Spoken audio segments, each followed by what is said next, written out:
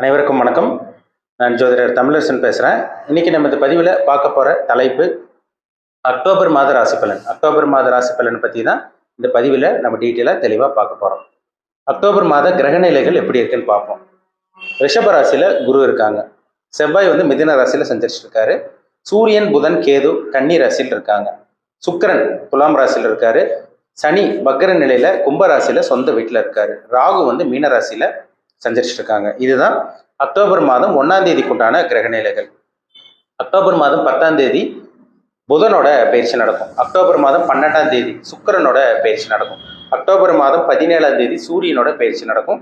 October மாதம் 20ஆம் தேதி செவ்வாயோட பயிற்சி நடக்கும். 29ஆம் தேதி அக்டோபர் 29ஆம் தேதி மறுபடியும் புதனோட பயிற்சி நடக்கும். இந்த மாதம் எப்படி இருக்குன்னு பார்த்துடலாம். கோச்சார பலன் பார்த்தீங்கன்னா நம்ம எப்படி இருக்குன்னு நம்ம ஒவ்வொரு பதிவிலும் நம்ம பார்த்துட்டு இருக்கோம். கோச்சார பலன் பார்த்தீங்கன்னா என்னென்ன மாற்றத்தை ஏற்படுத்தும், உங்கள் லைஃப் மாறுமா மாறாதா, அந்த மாதிரி நம்ம பார்த்துட்டு இருக்கோம். பொதுவாக பார்த்துட்டு இருக்கோம். ஆனால் அவங்க தனிப்பட்ட ஜாதகம், சுய ஜாதகத்தை பார்த்தா தான் நம்ம டீப்பாக தெளிவாக 100% துல்லியமாக சொல்ல முடியும். கோச்சார பலன் 15லேருந்து 20% பேசும். அவங்க தனிப்பட்ட ஜாதகம் 80லேருந்து 85% பேசும். சரிங்களா? ஏன்னா லக்னம்ங்கிறது பார்த்தீங்கன்னா உயிர். லக்னம்ங்கிறது ஆன்மா, உயிர். ராசிங்கிறது உடல். அப்போ அந்த உடம்புக்குள்ள இருக்க அந்த உயிர் என்னென்ன விஷயங்களை அனுபவிக்க போகுது, இந்த பிறவியில் நீங்கள் என்னென்ன அனுபவிக்க பிறந்திருக்கீங்க, நல்ல கருமாவை அனுபவிக்க பிறந்திருக்கீங்களா, கெட்ட கருமாவை அனுபவிக்க பிறந்திருக்கீங்களா, உங்கள் வாழ்க்கையில் என்னென்னலாம் நடக்க போகுது, என்னென்ன சம்பவங்கள்லாம் நடக்க போகுது, இது எல்லாமே அவங்க ஜாதகத்தை பார்த்தா தான் அக்யூரேட்டாக துல்லியமாக சொல்ல முடியும். 100% துல்லியமாக சொல்ல முடியும். சரிங்களா? உங்கள் பிறப்பு ஜாதகம், உங்கள் தனிப்பட்ட ஜாதகம் பார்க்கணுன்னு விருப்பப்பட்டீங்கன்னா கீழே இருக்க வாட்ஸ்அப் நம்பருக்கு உங்கள் ஜாதகத்தை அனுப்பிச்சுடுங்க. அப்பாயின்மெண்ட் வாங்கிக்கிங்க. உங்கள் தனிப்பட்ட ஜாதகத்தை பார்த்து நம்ம டீப்பாக தெளிவாக துல்லியமாக பார்த்து தெரிஞ்சுக்குவோம். கோச்சார பலன் எப்படி இருக்குது உங்களுக்கு, அதே மாதிரி பார்த்தீங்கன்னா உங்களுக்கு நடக்கக்கூடிய தசாபுத்தி எப்படி இருக்குது, இது ரெண்டும் மேட்ச் பண்ணி பார்த்தா நம்ம துல்லியமாக சொல்லிட முடியும். சரிங்களா? உங்கள் வாழ்க்கையின் மேல் என்னென்ன விஷயங்கள் உங்கள் வாழ்க்கையில் நீங்கள் என்னென்ன பார்க்க போகிறீங்க, தொழில் எப்போ ஆரம்பிக்க முடியும், சொந்த தொழில் எப்போ நல்ல ஒரு நிலைமைக்கு வருவீங்க, நல்ல வேலை எப்போ கிடைக்கும், அதே மாதிரி பார்த்தீங்கன்னா வீடு மனை இதெல்லாம் வாகன யோகம் சொல்கிறாங்க பார்த்தீங்களா, அதெல்லாம் எப்போ உங்களுக்கு அந்த யோகம் இருக்கா இல்லையா, எப்போ அமையும், உங்களுக்கு சொந்த வீடு கட்டுவீங்களா கட்ட மாட்டீங்களா, அதே மாதிரி பார்த்தீங்கன்னா திருமணம் எப்போ நடக்கும், உத்தரபாக்கியம் எப்போ கிடைக்கும், வெளிநாட்டு பிரயாணம் எப்போ நீங்கள் போவீங்க, அதிர்ஷ்டம் எப்போ கிடைக்கும், லக் ஃபார்ச்சூன் சொல்லுவாங்க, அதிர்ஷ்டம் உங்கள் ஜாதகத்தில் இருக்கா இல்லையா, இது எல்லாமே அவங்க ஜாதகத்தை பார்த்தா தான் அக்யூரேட்டாக சொல்ல முடியும். அதே மாதிரி பார்த்தீங்கன்னா வயது ரொம்ப முக்கியம். ஒவ்வொருத்தருக்கும் பார்த்தீங்கன்னா ஒவ்வொரு விஷயங்கள் நடந்துட்டு இருக்கும். எல்லாத்துக்கும் ஒரே மாதிரி நடக்கிறது கிடையாது. அவங்க வயதுக்கு தகுந்த மாதிரி சில விஷயங்கள் நடக்கும். சரிங்களா? வயசு ரொம்ப முக்கியம். ஏன்னா நட்சத்திரம் ஒவ்வொருத்தரும் ஒவ்வொரு நட்சத்திரத்தில் இருப்பீங்க. ராசி ஒரே ராசியாக இருக்கும், ஆனால் நட்சத்திரம் மாறுபடும். சரிங்களா? நட்சத்திரம் 3 நட்சத்திரத்தில் ஒவ்வொரு ராசிக்கும் 3 நட்சத்திரம் வரும். அந்த 3 நட்சத்திரத்தில் என்ன நட்சத்திர பாதத்தில் பிறந்தீங்க அதுதாங்க ரொம்ப முக்கியம். அக்யூரேட்டாக தெரிஞ்சுக்க முடியும். என்ன நட்சத்திர பாதத்தில் பிறந்தீங்க, என்ன தசாபுத்தி போயிட்டு இருக்கு, இதெல்லாமே பார்த்தா தான் நம்ம துல்லியமாக சொல்ல முடியும். உங்கள் ஜாதகம் போட்டிங்கன்னா பார்த்துக்கோங்க, எல்லாமே தெளிவாக பார்த்து தெரிஞ்சுக்குவோம். மீனராசி காலபுருஷ தத்துவப்படி 12ஆம் ராசியான மீனராசி நேயர்களுக்கு இந்த மாதம் அக்டோபர் மாதம் எப்படி இருக்குன்னு இந்த பதிவில் நம்ம பார்க்க போகிறோம். மீனராசி, உங்க ராசியில ராகு இருக்காருங்க. ராசிநாதன் 3ஆம் இடத்துல இருக்காரு. குரு வேற இந்த மாதம் பாருங்க வக்ரமடை போறாரு அக்டோபர் 9ஆம் தேதி. அதனால பாத்தீங்கன்னா கொஞ்சம் கவனமா இருங்க. ராசிநாதன் 3ஆம் இடத்துல முயற்சி ஸ்தானத்துல இருக்காரு. குரு பாதி மறைவு, அதாவது அரை மறைவு ஸ்தானம் சொல்லுவாங்க. ராசியில ராகு இருக்கக்கூடாது. ராசிநாதன் பாதி மறைஞ்சிருக்காரு. பெரிய சோதனைகள் கஷ்டங்கள்லாம் வந்துடாது, ஆனா செலவு உங்களுக்கு வரதான் செய்யும். நான் மீனராசி நேர்களை செலவு பண்ணிட்டு தான் இருக்கீங்க. அடுத்தவங்களுக்கு உதவி பண்ணியிருக்கீங்க, ஏமாந்து போயிருக்கீங்க, நிறைய விரயம். கையில இருக்க காசெல்லாம் உங்களுக்கு கரைஞ்சுதான் போயிட்டு இருக்கு தவிர வரவுக்கு மீறி செலவு தான் போயிட்டு இருக்கு தவிர உங்களுக்கு வரவு பெருசா ஒன்றும் கிடையாது. அப்படிதான் போயிட்டு இருக்கு. அதுதான் உண்மை. சரிங்களா? அதனால பண விஷயத்துல மட்டும் கொஞ்சம் கவனமா இருங்க. யாரையும் நம்பாதீங்க. நண்பர்கள் அவ்வளோ சீக்கிரம் நம்பிடாதீங்க. கூட இருக்கவங்க தான் உங்களை ஏமாத்துவாங்க. சொந்தக்காரங்கிட்ட கவனமா இருக்கணும். இந்த மாதம் பாருங்க, உங்க ராசிக்கு 2ஆம் அதிபதி செவ்வாய். பணமெல்லாம் உங்களுக்கு ஒரு நல்லபடியாக பணம் வரும். வர வேண்டிய பணமெல்லாம் உங்களுக்கு வரும். பணத்தை சம்பாதிப்பீங்க. ஆனா இந்த மாதம் செவ்வாய் 2ஆம் அதிபதி 5ஆம் இடத்துக்கு போறாரு. அவர் நீச்சம் அடைகிறார், பலம் அடைகிறார். 20ஆம் தேதிக்கு அப்புறம் கவனமா இருங்க. 20ஆம் தேதிக்கு மேல மீனராசி நேயர்களுக்கு பண பிரச்சனை வரும். 20ஆம் தேதிக்கு மேல நீங்க கவனமா இருக்கணும். தேவையில்லாத விஷயங்களை அளவுக்கு அதிகமா இறங்கிட வேண்டாம். அகலக்கால் வைக்க வேண்டாம். முதலீடு போட்ட வேண்டாம். கேர்ஃபுல்லா இருங்க, கவனமா இருங்க. சரிங்களா? மற்றபடி திருமணத்துக்காக ஒரு மாதம் சொல்லலாம்.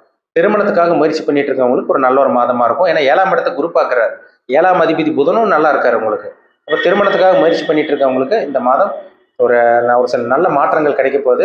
கணவன் முனைக்குள்ள அப்பப்போ கருத்து வேறுபாடு வந்துட்டு போங்க, ஆனால் பெரிய அளவுக்கு பாதிப்பு இருக்காது.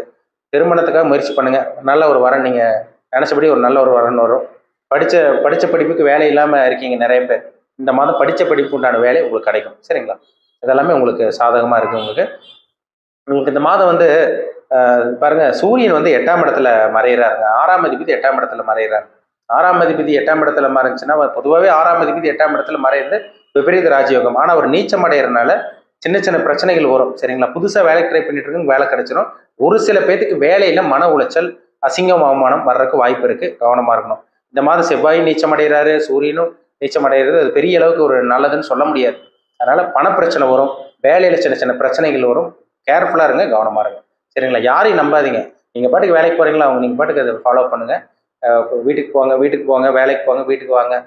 கணவன் மனைவிக்குள்ள சின்ன சின்ன பிரச்சனைகள் வரும். அதை யாரோ ஒருத்தர் விட்டு கொடுத்து அட்ஜஸ்ட் பண்ணி போயிட்டீங்கன்னா, நீங்க பாட்டுக்கு வேலைக்கு போவீங்க, நீங்க பாட்டுக்கு வீட்டுக்கு வருவீங்க, நீங்க பாட்டுக்கு தூங்கி எந்திரிச்சு அடுத்த நாள் வேலைக்கு போவீங்க. அது அப்படியே ரொட்டீனா உங்களுக்கு ஃபாலோ ஆகும். சரிங்களா?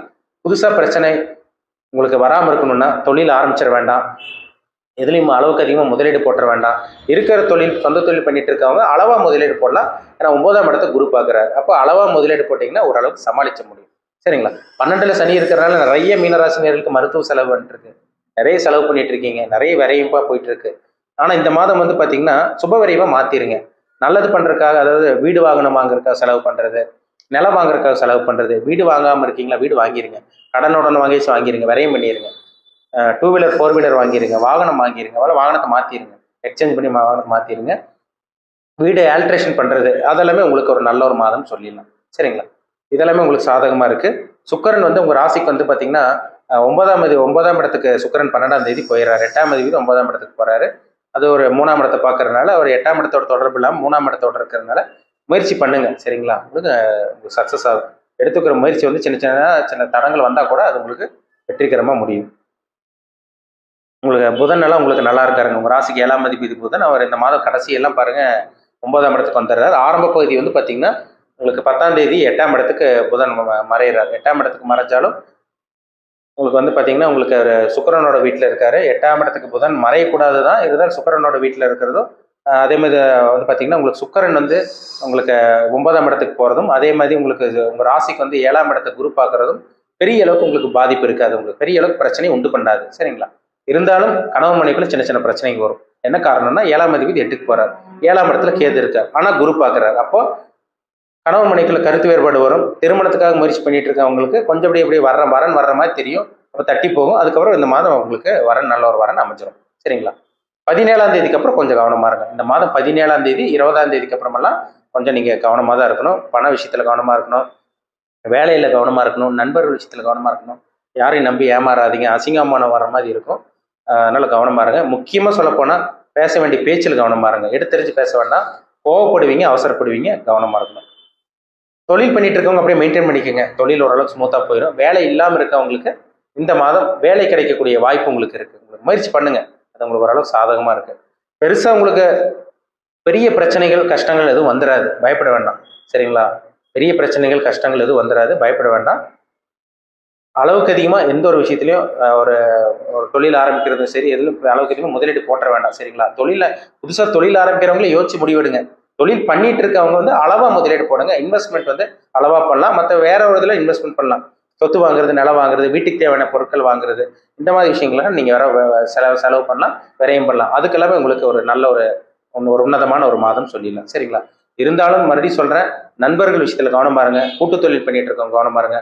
கணவன் மனைவி விஷயத்தில் கவனமா இருங்க. அவங்களுக்குள்ள கருத்து வேறுபாடு வந்து சின்ன சின்ன மனக்குழப்பம் வந்து பிரச்சனைகள் வந்துட்டு போகும். கேர்ஃபுல்லாக இருங்க. சரிங்களா? இப்போ தனிப்பட்ட ஜாதகத்தில் என்ன தசாபுத்தி போகுதுன்னு பாருங்க. ஏன்னா மீனராசினியர்கள் கஷ்டப்பட்டு இருக்கீங்க. உங்கள் ஜாதகத்தில் என்ன தசாபுத்தி போகுது, நீங்கள் என்ன அனுபவிக்க பிறந்திருக்கீங்க, இனிமேல் உங்கள் லைஃப் என்னென்ன நடக்க போகுது, எல்லாமே உங்கள் ஜாதகத்தை பார்த்தா தான் அவங்கவுங்க வயதுக்கு தகுந்த மாதிரி சில விஷயங்கள் நடக்கும். ஜாதகத்தை பார்த்தா தான் துல்லியமாக சொல்ல முடியும். மீண்டும் அடுத்த பதிவில் சந்திக்கும் வரை உங்களிடமிருந்து விடைபெறுவது உங்கள் ஜோதிடர் தமிழரசன்.